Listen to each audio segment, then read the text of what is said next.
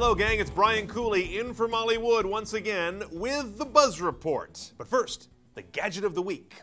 It's the Motorola Razr 2, or Razr Squared. Doesn't look much different than the old Razr, does it? But it has a completely different interface, they assure me, runs a version of Linux, has bigger high-res screens inside and out, and get this, is 0.07 inches thinner than the current Razr. That's right, 0.07. What really bothered me, though, is how Motorola's CEO called this part of the new Razr its, quote, double chin. Comparing your product to a fat person. I don't believe that's how Steve Jobs ignited the iPhone. And now something that is really, really amazing. We're really excited about this.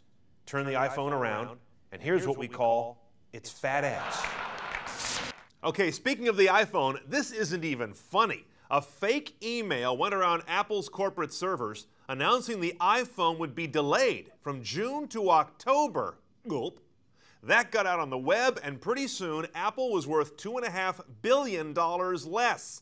Now, within the hour, Apple declared the email was bogus, the stock recovered, and Steve Jobs grabbed his elephant gun and snugged up his pith helmet to go pith on whoever started that email. But I feel bad for Motorola in all this. You see, they announced a real phone. In fact, a handful of phones the day before. I could barely grab a headline. Maybe they should delay something. Or not. New research this week on how many of us only have a cell phone at home made a lot of buzz. 29% of Americans aged 25 to 29 have no landline at home, just a cell. 25% of Americans 18 to 24. And yes, it is generational. Once you go to 65 plus, less than 2% have ditched their landline for a cell. But of course, they're probably still dialing their phones. Oh, another stat. The household type most likely to have a cell phone only is described in the survey as unrelated adults with no children. Ew.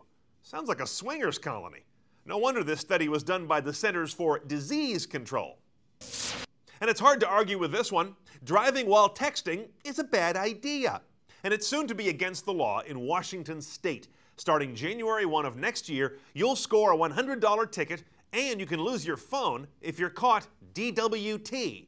Now, of course, this is another case of legislation lamely chasing technology and falling on its face, because the law carves out an exception for things like selecting a name from a contact. That's not against the law. So that opens the door to sending photos from your camera phone, browsing its little web browser through bookmarks.